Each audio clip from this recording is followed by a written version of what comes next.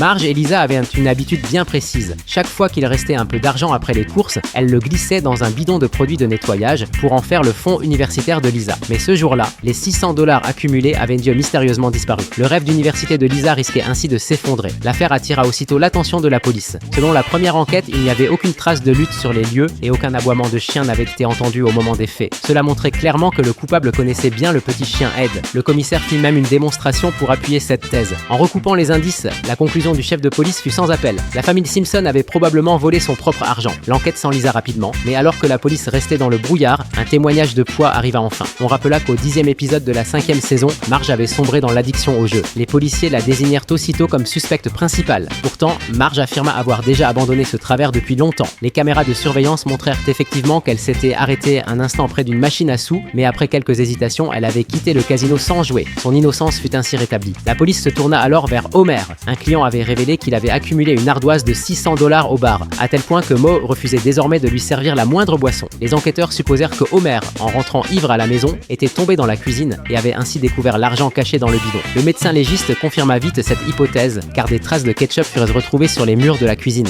Pour avancer, la police utilisa le prétexte d'une soirée du Super Bowl et réussit à mettre la main sur le pantalon qu'Homer portait ce jour-là. Mais après analyse, on n'y trouva que des résidus de cacahuètes enrobées et de pop-corn. L'enquête retomba donc une nouvelle fois dans l'impasse.